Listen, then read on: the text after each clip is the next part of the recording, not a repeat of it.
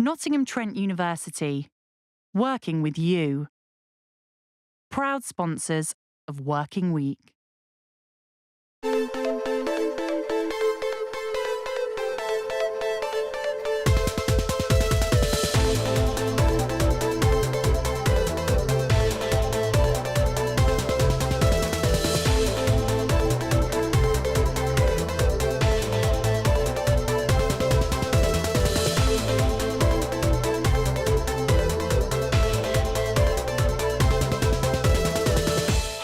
On Working Week this week, we're looking back Des at the year covering businesses in our beautiful city. Yeah, stunning, isn't it? And I've done a Reg Varney.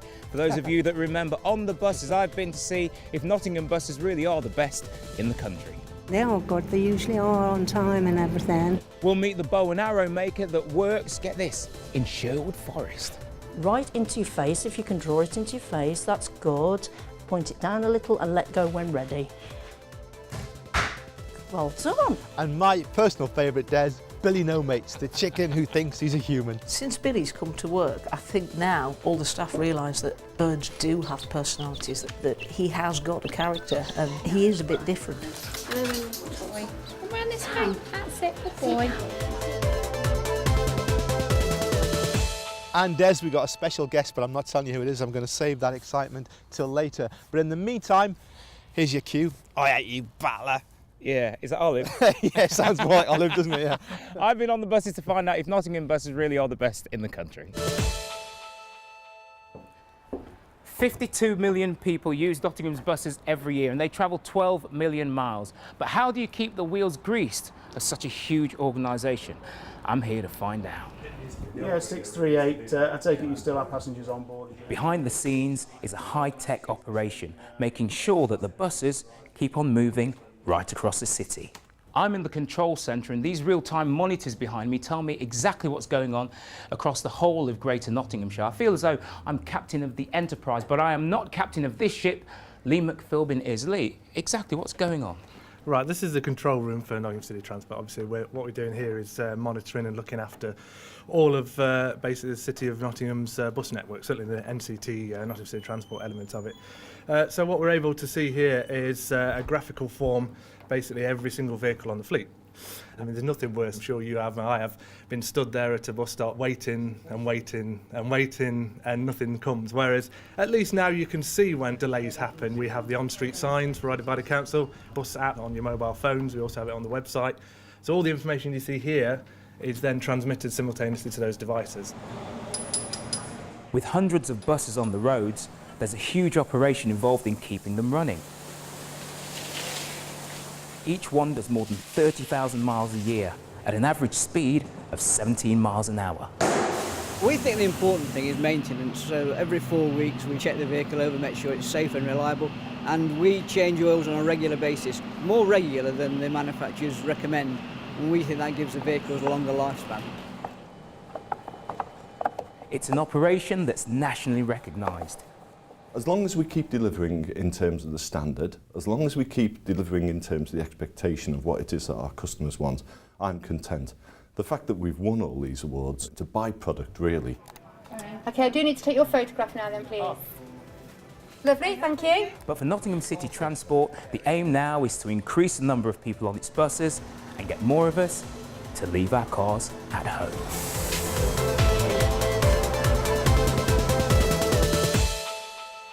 Well, that was a big company, but we also look at small companies. Yeah, we've been along to see one Nottingham artist who's turning her love of beautiful old-fashioned watches into producing jewellery. My business, Clockwork Lobster, is a steampunk-inspired jewellery design company.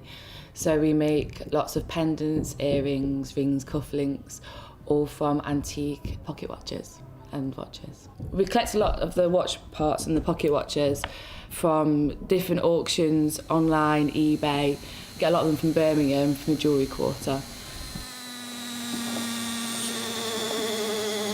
We then bring them down to the studio, grind all the rough edges off, clean them up, make any embellishments that we want to. So each one's unique and personalised. And then we take lots of photographs of them, get a photographer in, the models, do quite a lot of photo shoots, and then we put them all up online. They're all one-offs. This one's made from a mixture of vintage and antique materials. So we've got a vintage brooch that's been incorporated with a pocket watch from the late 1800s. So they've all been cleaned up, all ground down and attached and soldered together. That's available on the website, and also so is this one, which is called the one with the cassette tape. So trying to incorporate new and vintage materials, that's a nice brooch. And we also have something a bit different, which is some hair clips that are made from the watch faces rather than just the mechanisms themselves. So whatever people ask for, we try to incorporate it and make something different. Everything's new, unique. And I'm just thinking, Des, with this kind of backdrop and the sun on our face, it's like one of those, the opening scenes to one of those horrible, rubbish detective series, isn't it? Yeah, horrible rubbish. That hasn't been great. You're the maverick cop, and I'm the recovering alcoholic. But we'll not go there. Anyway, let's take a look now at one of our favourite stories so far this year. Yeah, bow and arrows have come a long way. We meet a gentleman in Sherwood Forest who makes them and sells them all around the world.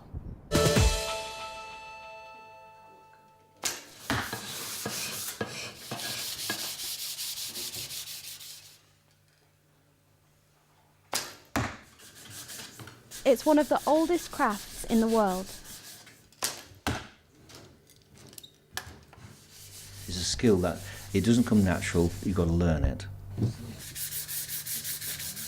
It's a lifetime's apprenticeship in making a bow that will suit somebody's hand.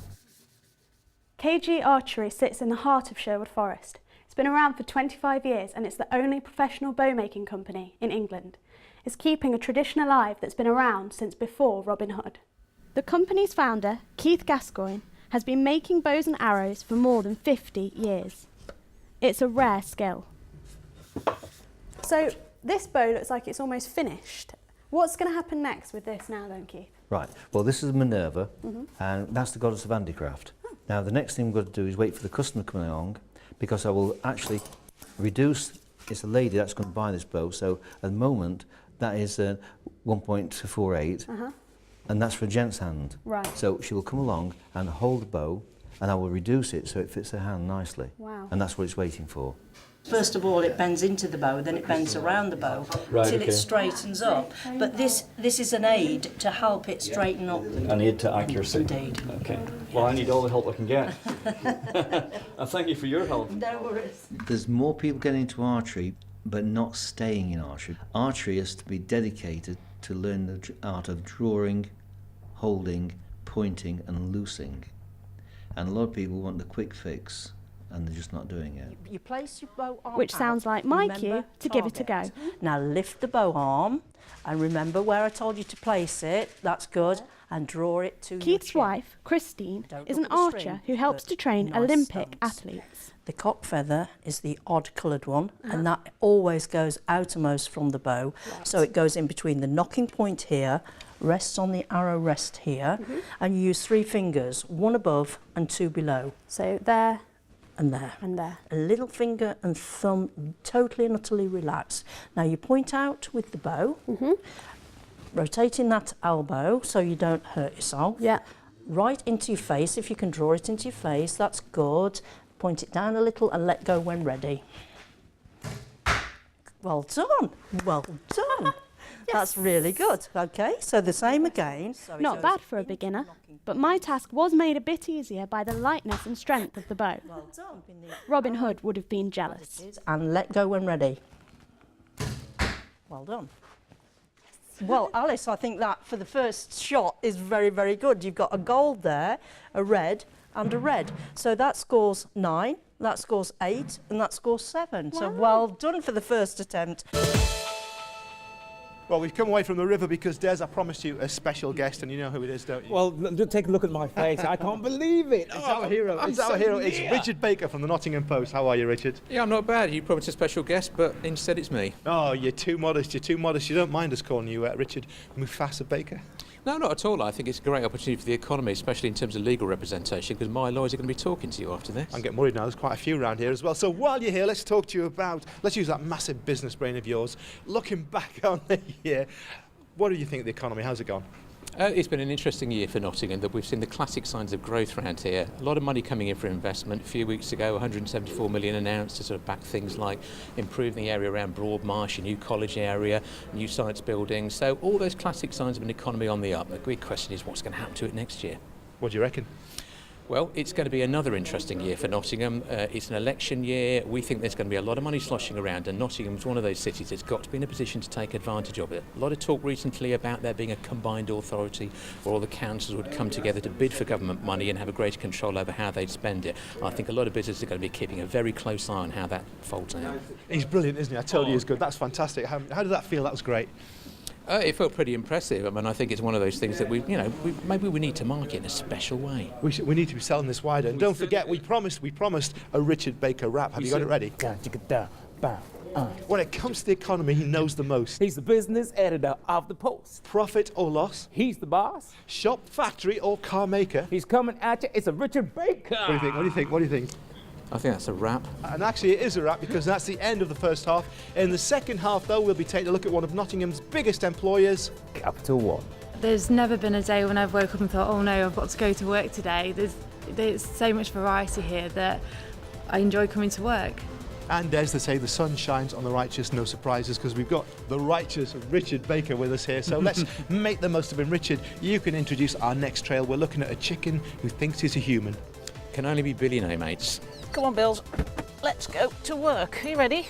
Are you ready for an exciting day? And we'll be looking at Des's favourite shop. Yeah, the one that sells sexy hampers.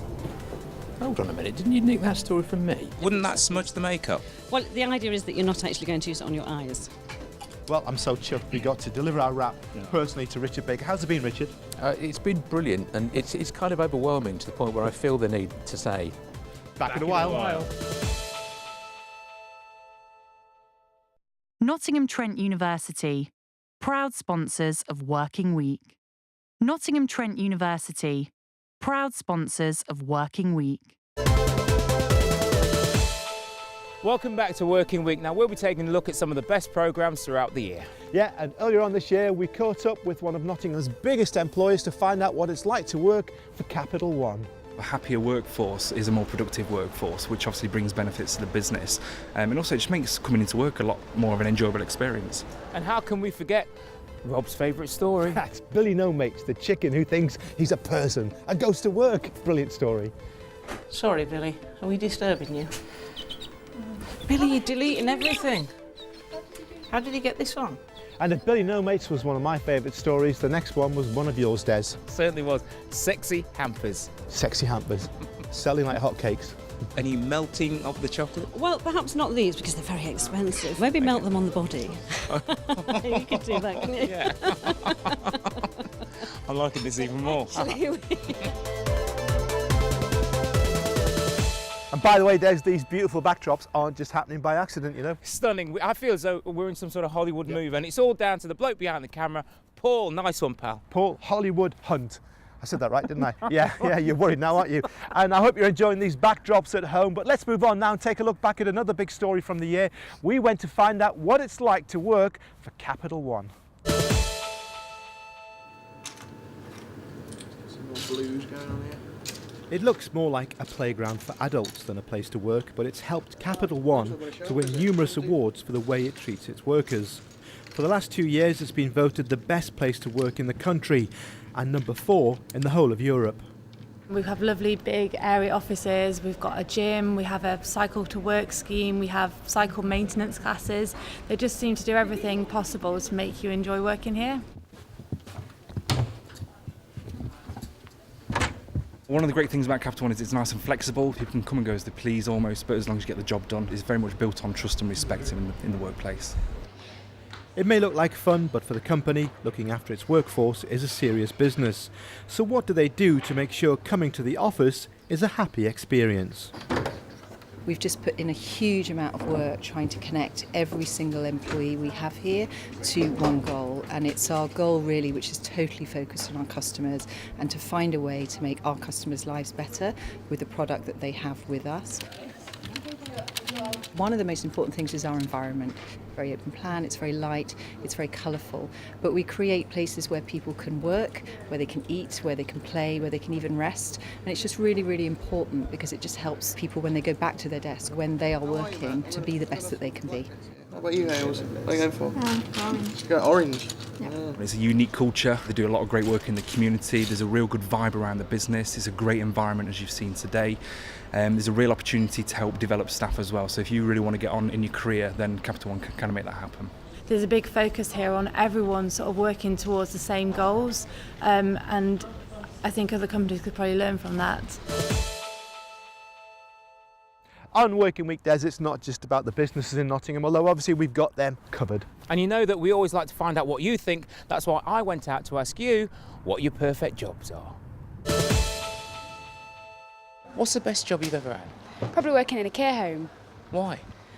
I don't know, it's rewarding, isn't it? You get a lot of rewards from it, it's just nice. The best job I ever had was working for British Coal, and I worked there for 18 years. Why was it so good? Just a great atmosphere, good job, good pay, good superannuation scheme, excellent training. Well, the best job I've had was in the Armed Forces. I was a chef there, and I'm still a chef today in public life. I was working with PC World tech guys, repairing computers, diagnosing them and that. So yeah, that was probably my best job. I was a care manager. Oh, right, yes.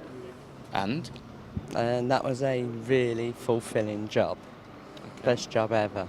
It's doing something I love, meeting loads of people and looking after the elderly. Duncan and I have just popped in here to get a cup of tea, but I've come across Fatima. Fatima, what would be your favourite job? My favourite job, it was a teacher, to become a teacher, but I couldn't do that, you know, so it's too late now. Hey Rob, if Picasso was a cameraman, these are the shots he'd be doing. Fantastic, isn't it? He's absolutely excelling himself. I hope you're enjoying these at home, and talking of enjoying yourself, it's time now for one of the best stories of the year so far. Who is it, Des? Billy No Mates. Billy No Mates, and what is he? He's a chicken that thinks he's a human. There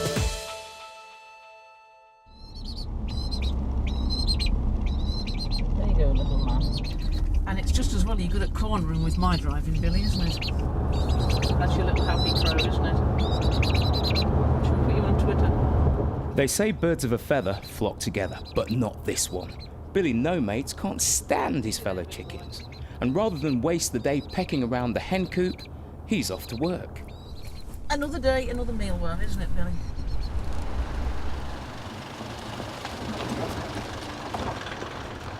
Come on, Bills. Let's go to work. Are you ready? Are you ready for an exciting day? You're going down? Come on then, little fella. Come on then. Billy's a regular feature at the Macpherson Vet Surgery in Rainworth, where his owner, Janice Dixon, works. The dogs are great. The practice dogs, they just choose to ignore him. Hello, Billy. Billy's in the building. Billy's in the building. Everybody knows him. The clients know him. Sammy. Good boy. That's it. Hello, this is Billy. Do you like Billy? Hello, Billy. Do you like Billy? I call it the garage to fill it with petrol. The ladies in the kiosk always ask about Billy. He gets out of the car. He goes everywhere with me. You go to the garden centre at Hollybeck. He comes in on my shoulder with me. It's only supermarkets he has to... he gets stuffed in my pocket when I go shopping, because obviously there's a no pet policy. But no, he's great. He's good fun. Everybody loves him. You gonna go for a walk? Come on, Bills. It was a tragedy in early life that set Billy down the wrong path. Who are you pecking me? His mother was eaten by a fox, and he was the only one of her eggs to hatch. There you go, Bills. He's been looked after ever since by Janice. She did try to put Billy with another mother hen, but he was having none of it. In hindsight, coming to work every day, he's become too humanised and he's imprinted on all of us. When's your appointment for? 11:40. And so Billy's become a regular feature at the surgery, booking other pets in, getting a bird's eye view of the examination room. What do you think, Billy boy? Hey? And generally helping out. Billy, clear off. Go on. He's very happy at the keyboard, and I think the tapping sound reminds him of Mum pecking. Billy, you're deleting everything. Billy gets the blame now for all the typos and spelling mistakes that are put on the computer by all the receptionists, but I don't think it's all Billy's fault. As a vet, of course, Janice has seen it all. Hello, Kitty Fisher. Although the case of a chicken who thinks he's a human is a first for her. He thinks I'm his mum, I think, because for the first week of his life, being Billy no mates and having no friends and only me to see, you become his role model and he's imprinted on me. Geese do it, ducks sometimes do it. I've not known a chicken to be as imprinted as he is. We're hoping that when he's older, we'll get him a girlfriend and hopefully he will become a chicken again. And the Chief Whip, Michael Gove, will be joining us live. For now, though, Billy doesn't want to know about girls. His idea of relaxation is to listen to the radio in his lunch break. Verdict on the protest there. This is one chicken with no idea of his place in the pecking order. Billy has broken the computer. We can't actually access our network system, so we're trying to fix it. He's broken it. It's trouble, you are. Yes, you. What's up, Anne? Could you take him home with you? He's causing trouble here. Come on, Billy boy. No, he's not that bad, are you, Bill? Okay. Come on, let's go. And when I look back over the year, Rob, I've definitely got my favourite film. I actually walked away with one of these. I've used it. I know which one you mean. This is the Nottingham shop that sells sexy hampers. Well, this is a bit I've been waiting for. I'm getting ready for some kinky hamper. So, Wendy, you're a person I've been dying to meet because you're the creator of these kinky hampers. Oh, well, actually, we prefer erotic to kinky. Kinky sounds a little bit too sleazy. We're not about sleaze, we're about having fun. So, what do you do with an erotic hamper? Well, an erotic hamper is something that you would take to the bedroom and have a little bit of fun for a couple that probably have been together for a while. Okay. And maybe it's got a little bit, I don't know, maybe just a little bit too long together. So show me what we do with Well, I think the first thing to do would be to open the champagne, don't you think? Set the scene. And then we might share some chocolates, which, you know, for a woman especially, you know, we do like our and chocolates, I know this, are an aphrodisiac, They aren't are indeed, yes, they are. So yes, they're probably a little bit of feeding each other maybe of the chocolates. And the idea is that you dab this in here. Yeah. And then after a bath or a shower, you put it on each other. Do you? Of course, it tastes quite nice. The reason we chose the name is because the only thing that we don't supply is any sort of fresh fruit. Strawberries are an aphrodisiac as well, but we can't supply those, hence the name Just Add Strawberries. And I love the packaging. Thank you. Let me show you the really case closed, love because the the case packaging. itself is gorgeous. Wow. Very, yeah. oops. Oops, there we go. Yes, I mean, That it is really stunning. is. That is stunning, isn't it? Yes, they really are a treat. And very well made. And, you know, perfect for under the bed. Behind you, I see you've got Behind. some other things as well. This is just for ladies. This is for a lady that's having an evening on her own. And I sold one of these recently to a gentleman that bought it for his wife who was turning 60. So you've got a lipstick there, haven't you? Well, it's not a real lipstick, it's actually a pretend lipstick. So why would you buy a pretend lipstick? Well, because ladies may have, you know, occasion that they'd want to take something for a little treat for themselves and hide it in their bag. Are you like other entrepreneurs where you try before you sell? Well, that would be telling. Obviously, they've been tested. Tried and tested.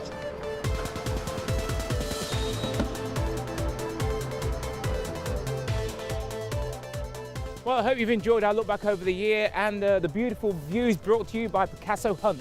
Yes, fantastic on the river here on a day like this. And you know, Des, I'm actually a member of the kayak club here, so if you fancy a paddle up the river, come and join me. I'll take you up on that, Rob. Yeah, I bet you won't.